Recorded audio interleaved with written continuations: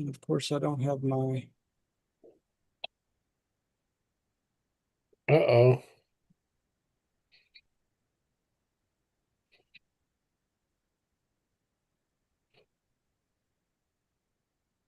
No, I don't know if the other's going or not. Y'all give me a second. Something keeps uh, clicking in or a bell gone off. That's Pam. There's Pam. Pam just joined us. I'm continuously having these connection problems with this Honey, you work on your computer all day. Macintosh. It's the Macintosh, dear. I'm not going to Apples say are- anything because I'm an Apple man. So, Yeah, they're good. hello, Pam. Hi. How Welcome, did you do today? What'd you do today? We're not online. Well, we're being recorded, but we're not online yet. everyone. Well, I worked and then I went to my dentist and I am back. Well, congratulations. Yeah. Yeah. Why don't you do like I do? Have dancers, and you just send the teeth off. Hmm. Hmm. Just mail them off, huh? Another life. Huh?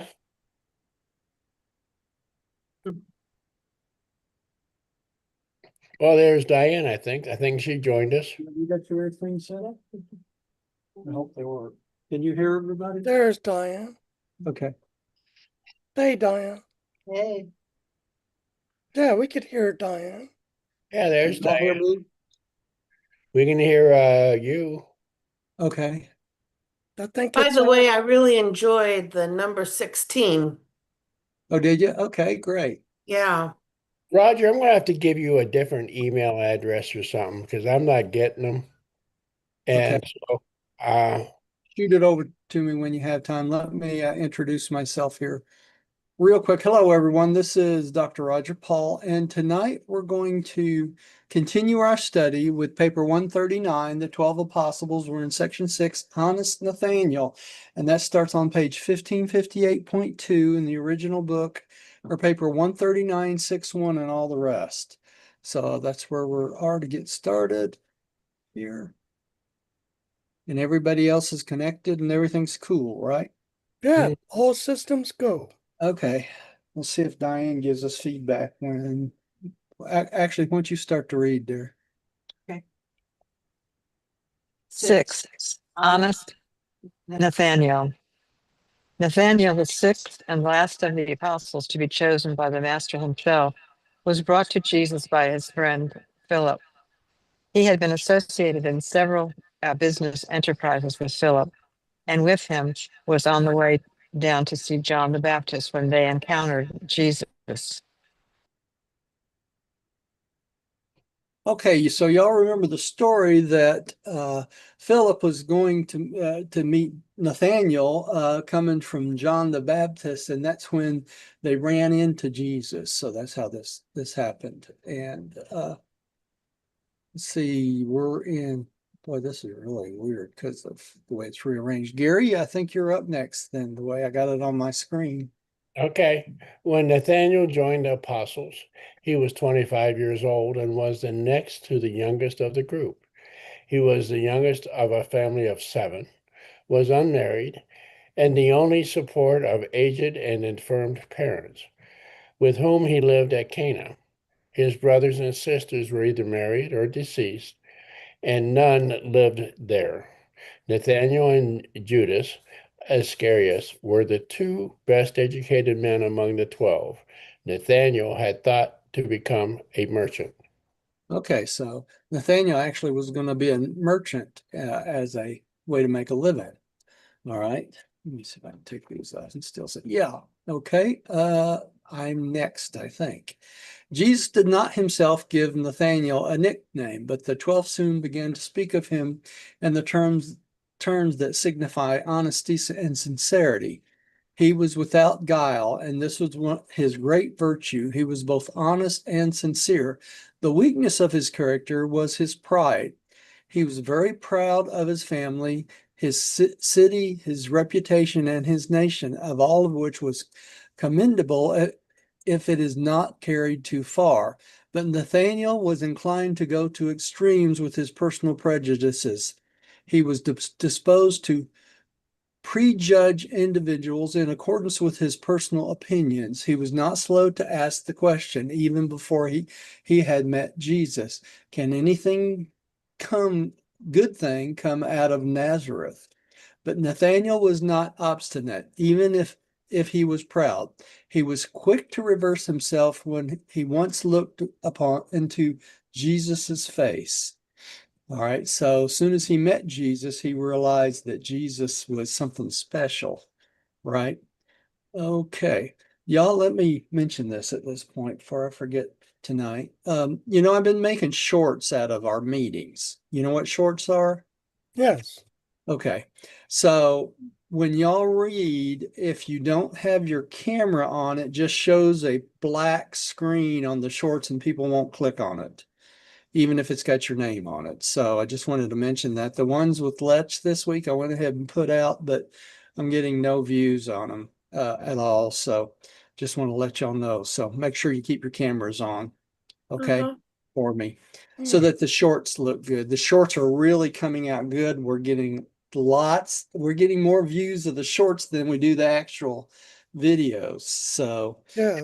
yeah, Shorts is where yeah. it's at. Yeah, so it's working pretty good. So I've been making shorts out of each one of our meetings. I made a bunch of them today. So okay. So I don't want to be short with you, but Okay. We That's got the that. fact. okay. Rodney, I think you're up next. Okay. In many respects, Nathaniel was the odd genius of the 12. He was the apostolic philosopher and dreamer. He was a very practical sort of dreamer. He alternated between seasons of profound philosophy and periods of rare and droll humor. When in the proper mood, he was probably the best storyteller among the 12. Jesus greatly enjoyed hearing Nathanael discourse on things both serious and frivolous. Nathanael progressively took Jesus and the kingdom more seriously, but never did he take himself seriously. Well, that's probably a good attitude to have, isn't it? We all take ourselves too seriously sometimes, don't we? All right, Pam, would you take the next one, please?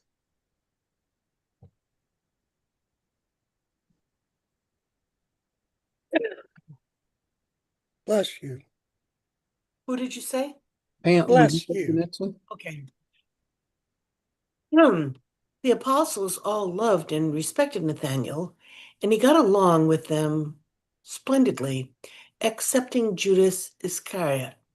Judas did not think Nathanael took his apostleship sufficiently seriously, and once had the temerity to go secretly to Jesus and lodge complaint against him.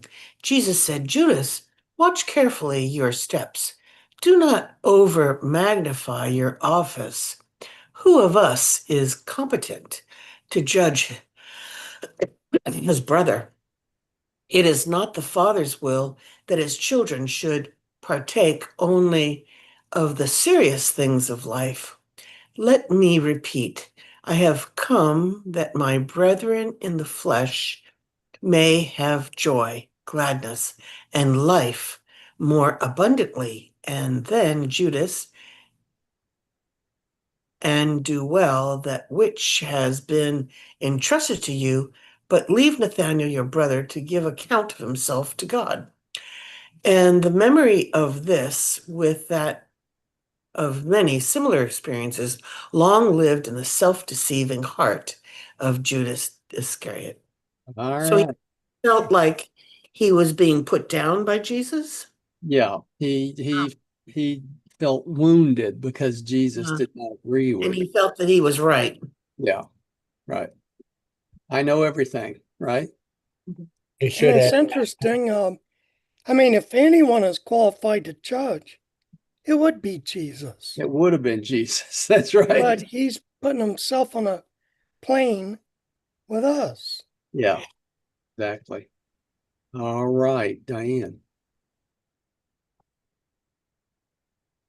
Many times when Jesus was away on the mountain with Peter, James, and John, and things were becoming tense and tangled among the apostles, when even Andrew was in doubt about what to say to his disconsolate brethren, Nathanael would relieve the tension by a bit of philosophy or a flash of humor, good humor too. Okay, so Nathaniel helped to lighten things up sometimes, right? Oh, Gary, you're in between me and Diane now, so your turn. Okay, hold on a second. Got to open the bottle. All Yeah. right. Okay. Nathaniel's duties was to look after the families of the 12. He was often absent from the apostolic councils, for when he had heard that sickness or anything out of the ordinary had happened to one of his charges, he lost no time in getting to that home. The 12 rested securely in the knowledge that their families' welfare was safe in the hands of Nathaniel. Okay, so he made sure everybody's family was taken care of. Nathaniel most revered Jesus for his tolerance. He never grew weary of contemplating the broad-mindedness and generous sympathy of the Son of Man. All right, Rodney, would you take the next one? Yes. Nathaniel's father, Bartholomew, died shortly after Pentecost, after which this apostle went into Mesopotamia and India, proclaiming the glad tidings of the kingdom and baptizing believers. His brethren never knew what became of their one-time philosopher, poet, and humorist. But he also was a great man in the kingdom and did much to spread his master's teachings, even though he did not participate in the organization of the subsequent Christian church. Nathaniel died in India. And an interesting point here, many places when they list the 12 apostles, one of the 12 is listed as Bartholomew, not Nathaniel.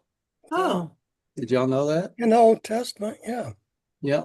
I mean, the New Testament, rather. Yeah. Yeah. Yeah. So sometimes he's referred to as Bartholomew because that was his father. Okay. interesting. Yeah. It just made me think Jesus' name was Joshua ben Joseph, Right. Joseph being his father. And I wonder if Nathaniel was known as Nathaniel ben And Bar- Bartholomew. Bartholomew. Yes. I That would would be think correct. so. Yeah, and that maybe would be that correct. contributes to the confusion. Yeah. All right, Pam, would you take the next one? Matthew Levi. Matthew, the seventh apostle, was chosen by Andrew. Matthew belonged to a family of tax gatherers or publicans, but was himself a customs collector in Capernaum, where he lived. He was 31 years old and married and had 4 children. He was a man of moderate wealth, the only one of any means belonging to the apostolic corps. He was a good businessman, a good social mixer, and was gifted with the ability to make friends and to get along smoothly with a great variety of people. Okay, and a side note on this, sometimes Matthew's referred to as a physician. Did y'all know that? Are No, you sure? Yeah, I'm sure. I don't know it why. does ring a bell. Because he was a tax collector. He wasn't a physician. I know they You know, said he's a publican. that may be kind of like a whitewashing of his occupation, because tax collectors were not held in good vein. Not at all. Not at all. Socialists and publicans, they called them publicans and sinners, right? All right. So thought that was a little interesting side note. And there's a little picture of him. All right. Diane. Andrew appointed Matthew the financial representative of the apostles. In a way, he was the physical agent and publicity spokesman for the apostolic organization. He was a keen judge of human nature and a very efficient protagonist. He is a propagandist. He is a personality difficult to visualize, but he was a very earnest disciple and an increasing believer in the mission of Jesus and in the certainty of the kingdom. Jesus never gave Levi a nickname, but his fellow apostles commonly referred to him as the money getter. Money getter.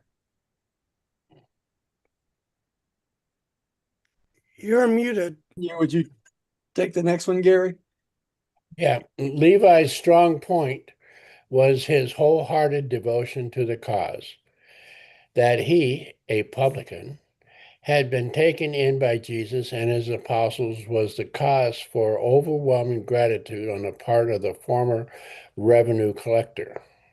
However, it was required some little time for the rest of the apostles, especially Simon Zealots and Judas Iscariot, to become reconciled to the publicans' presence in their midst.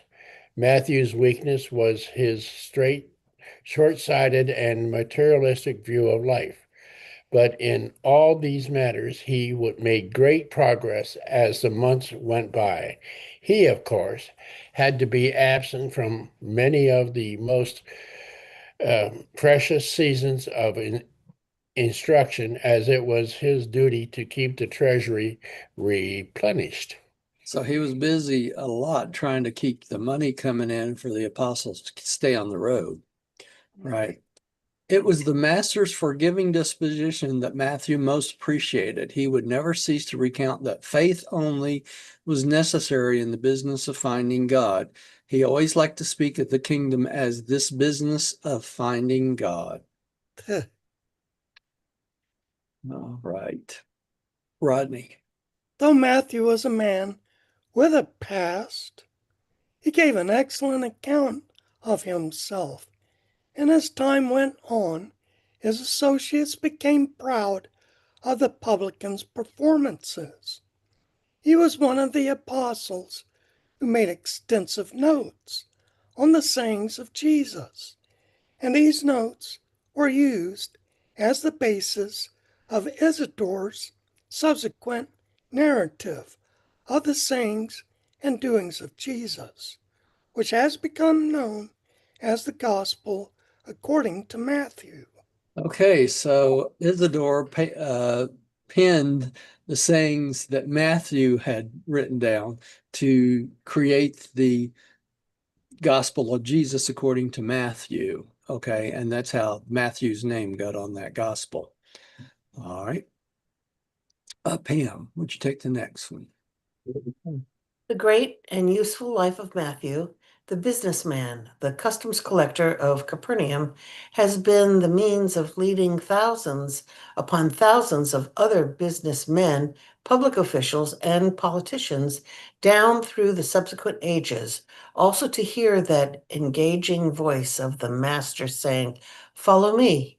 Matthew really was a shrewd politician, but he was intensely loyal to Jesus and supremely devoted to the task of seeing that the messengers of the coming kingdom were adequately financed. Many times he used his own money for it, right? Mhm. Okay. Diane.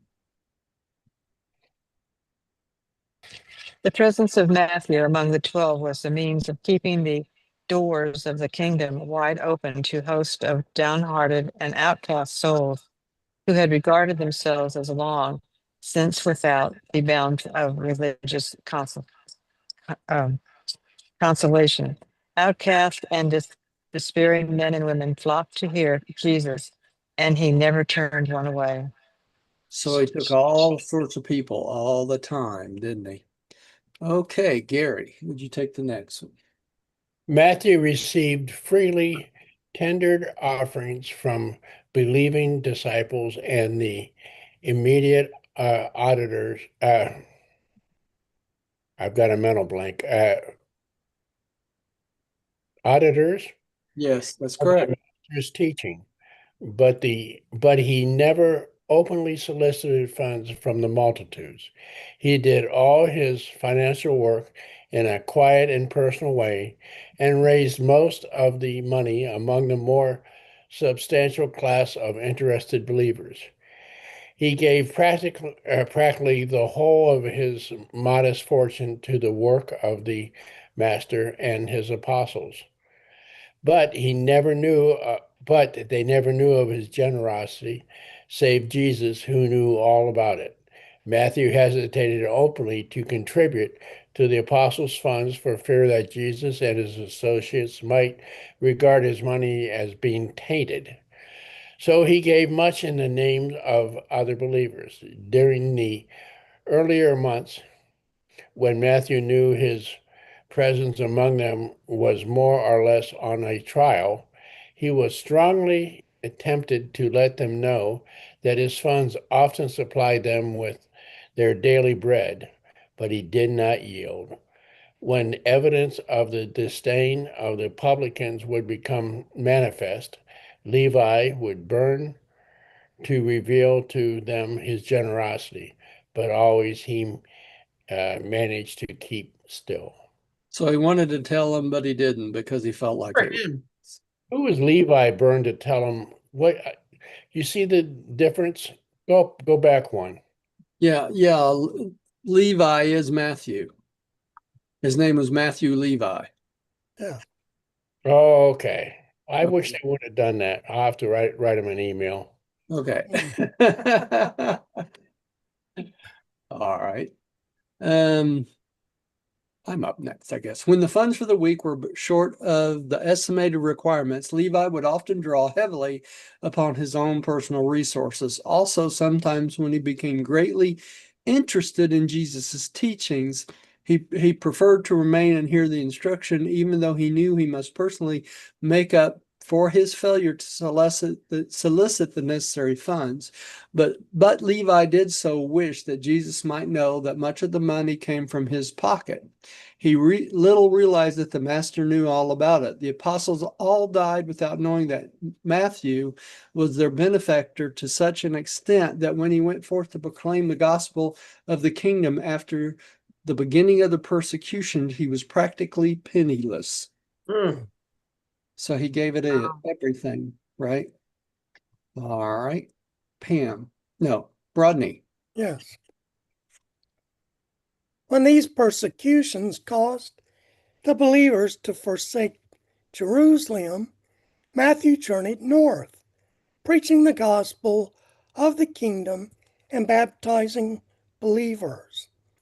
He was lost to the knowledge of his former apostolic associates, but on he went, preaching and baptizing through Syria, Cappadocia, Cappadocia. Galatia, Bithynia, and Thrace. And it was in Thrace at A little bit Lysimachia tongue-tied, maybe. that certain unbelieving Jews conspired with the Roman soldiers to encompass his death. And this regenerated publican died triumph in the faith of a salvation he had so surely learned from the teachings of the Master during his recent sojourn on earth. So Wow. he kept to his faith, didn't he, all the way through this? All Mm. right. Pam, would you take the next one? Thomas Didymus. Thomas was the eighth apostle, and he was chosen by Philip. In later times, he in later times he has become known as Doubting Thomas. But his fellow apostles hardly looked upon him as a chronic doubter. True, his was a logical, skeptical type of mind, but he had a form of courageous loyalty which forbade those who knew him intimately to regard him as a trifling skeptic. Okay, so it's more in the modern times that he got to be known as Doubting Thomas, right? And that's from the New Testament. Okay. You're up, Roger. No, me. I When think, Thomas, excuse me, isn't it Roger? Oh, when I don't- Thomas when Thomas joined the apostles, he was 29 years old, was married, and had 4 children. Formerly, he had been a carpenter and stonemason, but latterly he had become a fisherman and resided at Tashia, situated on the west bank of the Jordan, where it flows out of the Sea of Galilee. And it was regarded as the leading citizen of this little village. He had little education, but he possessed a keen reasoning mind and was the son of excellent parents who lived at Tiberias. Thomas had the one truly analytical mind of the 12. He was the real scientist of the apostolic group. you're muted, Roger. He had a very good mind that worked well for him. How does these long, little bitty paragraphs always come out with Gary? He's got better eyesight. I guess so. Gary, you went. I have two sets of lenses in my eye, so I'm paying for them, right? Okay. Excuse me. The early home life of Thomas had been unfortunate. His parents were not altogether happy in their married life, and this was reflected in Thomas's adult experience. He grew up having a very disagreeable and quarrelsome disposition. Even his wife was glad to see him join the apostles. He was relieved by the thought, she was relieved by the thought that her pessimistic husband would be away from home most of the time. Thomas also had a streak of suspicion, which made it very difficult to get along peacefully with him. Peter was very much upset by Thomas at first, complaining to his brother Andrew that Thomas was mean, ugly, and always suspicious. But the better his associates knew Thomas, the more they liked him. They found he was superbly honest and unflinchingly loyal. He was perfectly sincere and unquestionably truthful. But he was a natural born fault finder and had grown up to become a real pessimist. His analytical mind had become cursed with suspicion. He was rapidly losing faith in his fellow men when he became associated with the 12 and thus came in contact with the noble character of Jesus. This association with the master became at once a transform. Let me start over again. This association with the master began at once to transform Thomas's whole disposition and to effect great changes in his mental reaction to his fellow men. So just being around Jesus, he changed his attitude, didn't he? Saved Mhm. his life. Yeah. His wife Tom- was beat him up. Thomas's great strength was his superb analytical mind, coupled with his unflinching courage when he had once made up his mind. His great weakness was his suspicious doubting, which he never fully overcome throughout his whole lifetime in the flesh. So he was always suspicious about folks, right? Rodney, would you take the next? In the organization of the 12, Thomas was assigned to arrange and manage the itinerary, and he was an able director of the work and movements of the apostolic corps. He was a good executive, an excellent businessman, but he was handicapped by his many moods. He was one man one day and another man the next.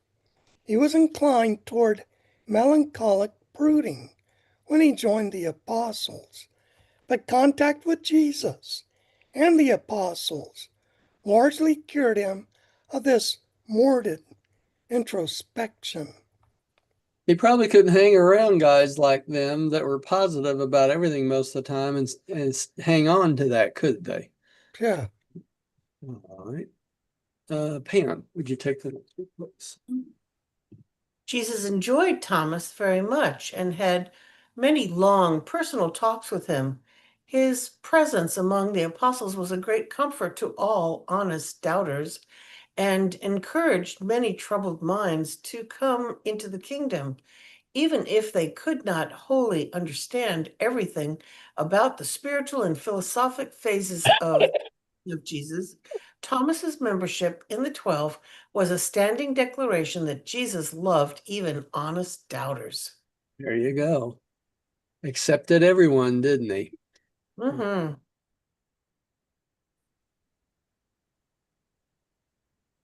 The other apostles held Jesus in reverence because of some special and outstanding trait of his replete personality. But Thomas referred his masters because of his superbly balanced character. Increasingly, Thomas admired and honored one who was so lovely, merciful, yet so inflexibly just and fair, so firm, but never obstinate, so calm, but never indifferent, so helpful and so sympathetic, but never meddlesome or dictation. Gosh. Dictatorial. Okay, no, sounds good.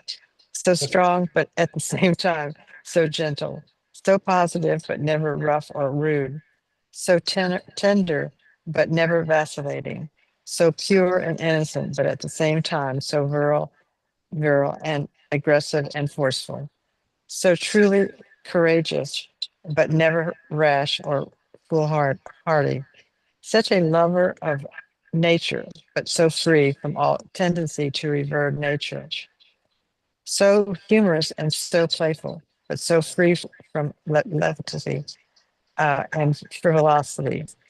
It was this matchful symmetry of personality that so charmed Thomas.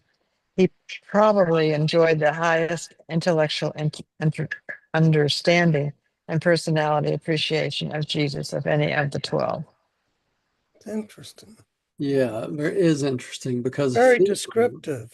It is because in his mind, the way he thought of things, he probably understood Jesus better than any of them, what they're saying, right? Mm-hmm. All right. Gary, would you take the next one?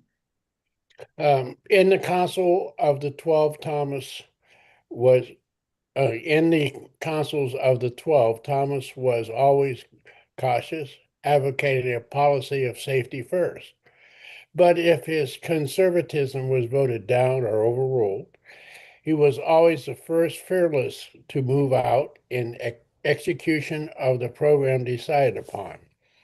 Again and again would he stand out against some project as being foolhardy and presumptuous. He would debate to the bitter end, but when Andrew would put the proposition to a vote, and after the 12 would elect to do that which he had so strenuously opposed, Thomas was the first to say, "Let's go." He was a good loser. Okay. He did not hold grudges nor nurse wounded feelings. Time and again did he oppose letting Jesus expose himself to the danger. But when the master would decide to take such risks, always was it Thomas who rallied the apostles with his courageous words, "Come on, comrades, let's go and die with him." Yep. So if he would literally put himself aside and say, let's go. If he's going to die, we're going to die with him. All right. Let's see. I'm up next. Thomas was in some respects like Philip. He also wanted to be shown, but his outward expressions of doubt were based on entirely different intellectual operations. Thomas was analytical, not merely skeptical. As far as personal physical courage was concerned, he was one of the bravest among the 12. Right. Rod. Thomas had some very bad days. He was blue and downcast at times. The loss of his twin sister when he was 9 years old had occasioned him much youthful sorrow and had added to his temperamental problems of later life. When Thomas would become despondent, sometimes it was Nathaniel who helped him to recover, sometimes Peter, and not infrequently one of the Alphaeus twins. When he was most depressed, unfortunately, he always tried to avoid coming into direct contact with Jesus. But the Master knew all about this and had an understanding sympathy for this apostle when he was thus afflicted with depression and harassed by doubts. So those of you who are depressed and have doubts, Jesus understands. He's been there, right? All right, Pam, would you take the next one? Sometimes Thomas would get permission from Andrew to go off by himself for a day or two. But he soon learned that such a course was not wise. He early found that it was best when he was downhearted to stick close to his work and to remain near his associates. But no matter what happened in his emotional life, he kept right on being an apostle. When the time actually came to move forward, it was always Thomas who said, "Let's go." Man of action, right? All right, Diane. Thomas is a great example of a human being who has doubts, faces them, and wins. He had a great mind. He was I'm sorry. He was no carping critic. He was a logical thinker. He was the acid test of Jesus and his fellow apostles. If Jesus and his work had not been genuine, it could not have held a man like Thomas from the start to the finish. He had a keen and sure sense of fact. At the first appearance of fraud or deception, Thomas would have forsaken them all.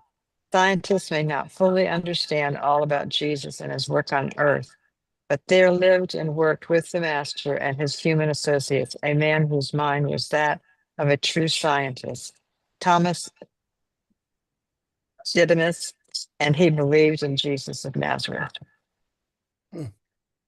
Okay, so Thomas had a scientific type mind, and he stuck right in there with Jesus, just as scientists can today. You know, it's really funny. I was working on chapter 18 this morning after I got done with the shorts, and I did my version of chapter 18. Y'all know I've been doing 3 versions of each one of these chapters, one with myself. I write the scripts for all of them, but I have one for myself, one for 2 people, a man and a woman, and one for an individual that's very short. But I use an artificial voice for that one too. But during that period of time this morning, as I was going through this, the one I did of myself today for chapter 18, I was talking about how Jesus's during his period of time when Emmanuel was giving him instructions and that sort of thing. It showed the perfect synchrony of Jesus's personality with doing the will of God, regardless of how difficult he knew the upcoming bestowal of his life. And this is what we're talking about right here, right? So after he became fully aware of his divinity, after the baptism, Jesus chose to go on knowing how difficult it was going to be for the next 3.5, 4 years, teaching and living with his apostles and stuff, because these men during this period of time weren't geniuses by no stretch of the imagination, right? They were common folk, and Jesus knew they were common folk.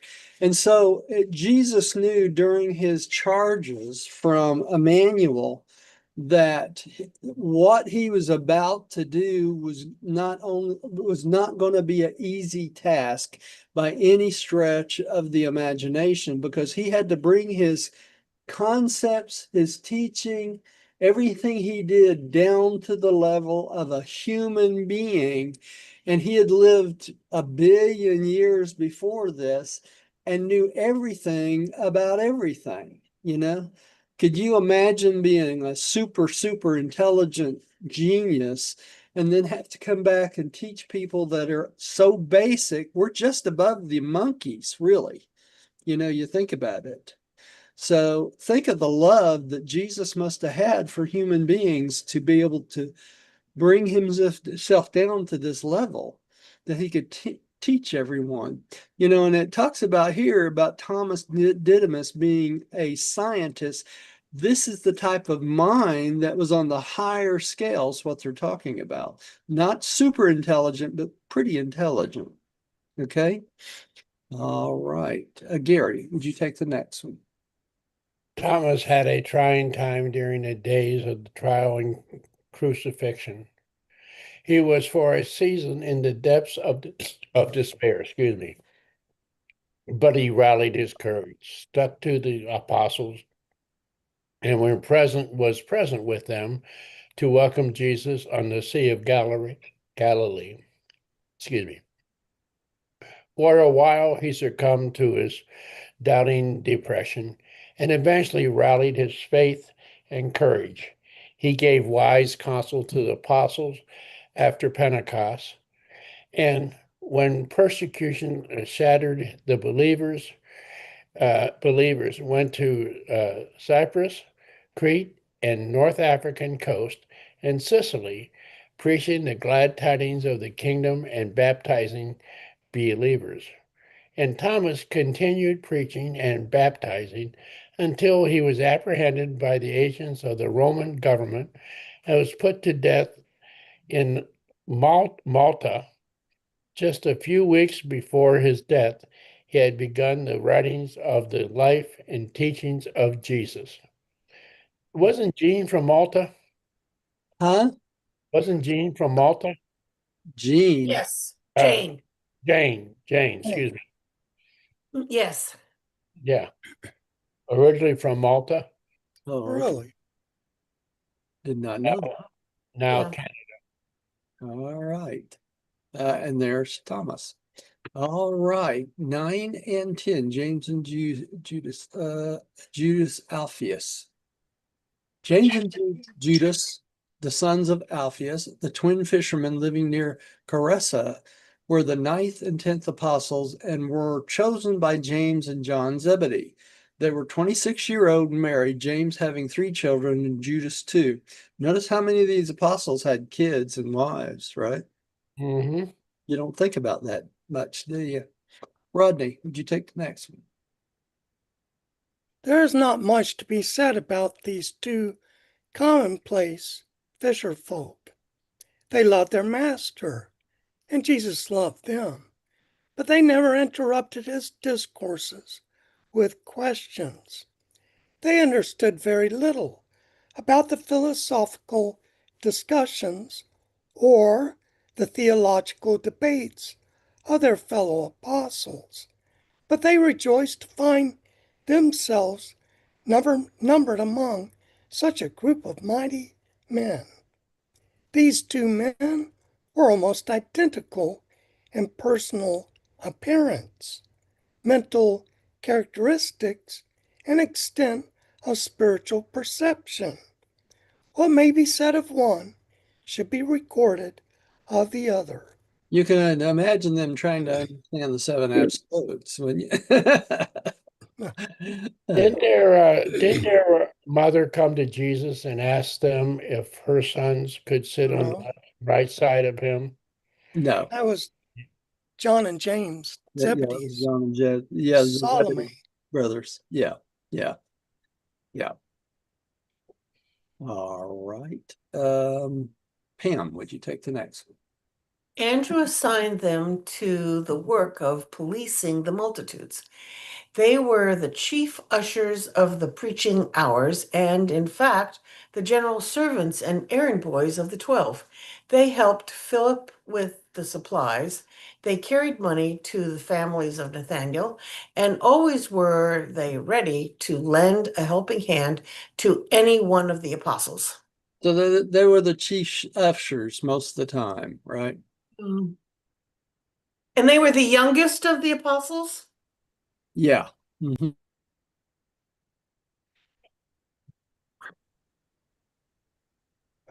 The multitudes of the common people were greatly encouraged to find two like themselves honored with places among the apostles. By their very acceptance as apostles, these metacore twins, Mediocre. me- mediocre, ha, ha, ha, mediocre twins were the means of bringing a host of faint-hearted believers into the kingdom.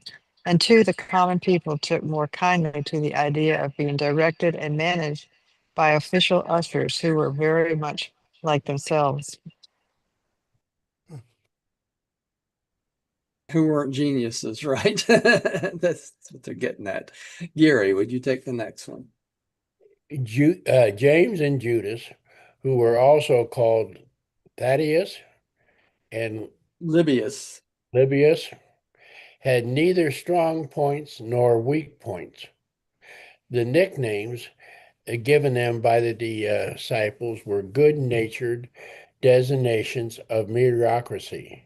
They were the least of all the apostles. They knew it and felt cheerful about it. So it didn't bother them, right? Yeah, That they were they that were way. glad to be there. Yeah, In other words, they enjoyed the dunce cap. that's right. James Alfie especially loved Jesus because of the master's simplicity. These twins could not comprehend the mind of Jesus, but they did grasp the sympathetic bond between themselves and the heart of their master. Their minds were not of a high order. They might even reverently be called stupid, but they had a real experience in the spiritual natures. They believed in Jesus and they were the sons of God and fellows of the kingdom. So all part types of beings will be accepted into the kingdom. Rodney. Roger, Yeah. when we get to the mansion worlds, if you happen to be stupid on this first world, it's not going to carry over. No. Hope not. No, because you'll get a brand new Mine. Urantia brain that is just like everybody else's, right? So the stupidness of this world will be made up pretty quickly in that first mansion world. But think of it this way, Rodney, because when we get to the first mansion world, there's going to be so many billions of people that we would consider stupid in this life, right? Because look at how many, the reason I know this is this. Look at how long it's taken very few people to find this revelation and to determine the truth of it. Okay. So, and to me, that is stupid. I mean, it really is because God the Father and Jesus, our local universe, Mother Spirit, everyone brought this revelation to us to enhance our religious life, didn't they? To make us understand. And look how few people that are still reading and understanding the book. And even worse is how many people have delved into the book and have not tried to take the time to understand it hardly at all. Right? I can answer that one. They lack the curiosity and the inquisitive and the desire to understand and find truth. Yeah, in spiritual things. I think you could, and I don't know, but if you want to take a poll, I would imagine that each and every one of us is basically a truth seeker. Yes. Yeah. You have to be, or you wouldn't be involved in this, right? I think you're right. Yeah, that's You're a just the way it is. Right. Rodney, would you take the next one? Yes. Hey, Coco.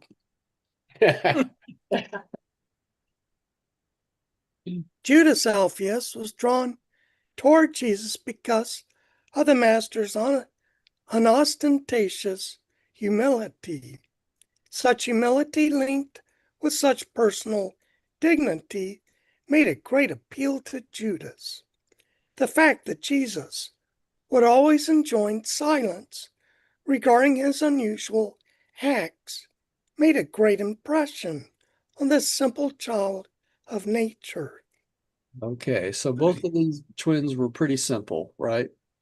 Okay, Pam, would you take the next one? Mhm. The twins were good-natured, simple-minded helpers, and everybody loved them. Jesus welcomed these young men of one talent to positions of honor on his personal staff in the kingdom because there are untold millions of other such simple and fear-ridden souls on the worlds of space whom he likewise wishes to welcome into active and believing fellowship with himself and his outpour saint spirit of truth. Truth. Yes. Jesus does not look down upon littleness, only upon evil and sin. James and Judas were little, but they were also faithful. They were simple and ignorant, but they were also big-hearted, kind, and generous. Okay, so all you geniuses out there who think you know everything and you think you're too good to learn about your spiritual life, look at these two simple individuals that are leaps and bounds ahead of you because they understand simple concepts of spiritual truths, right? It's true. Look at it that way. All right. There's room for all of us everywhere. You ready there?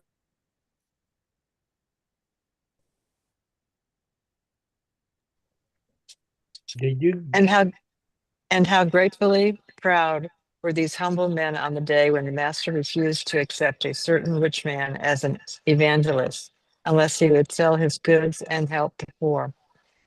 When the people heard this and beheld the twins among his counselors, they knew of a certainty that Jesus was no respecter of persons, but only a divine institution, the kingdom of heaven, could ever have been built upon such a um, mediocre human foundation.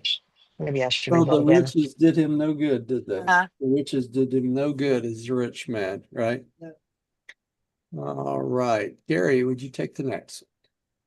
Only once or twice in all their association with Jesus did the twins venture to ask questions in public. Judas was once intrigued by asking Jesus a question when the master had talked about revealing himself openly to the world. He felt a little disappointed that there were to be no more secrets among the 12, and he made bold to ask, "But Master, would you do this? When you do thus declare yourself to the world, how will you favor us with special manifestations of our goodness?"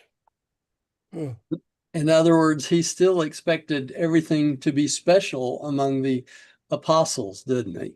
Mhm. Right? Yeah, a club. Yeah, like a club, a closed club, right?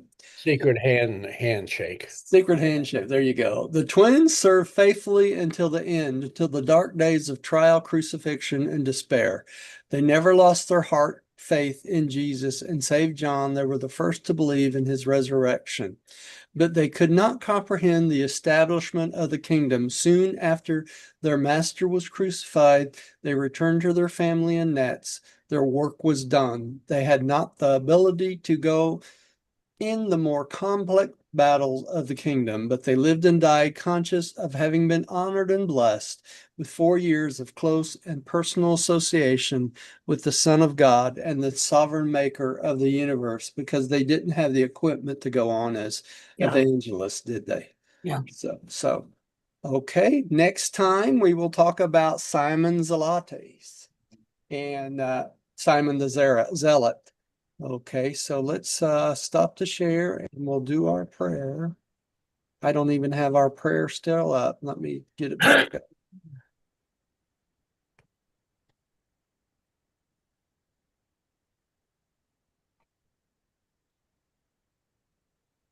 By the way, Gary, your voice You can't is find so it. clear There now. it I don't goes. know what was happening before. What's Yeah. that?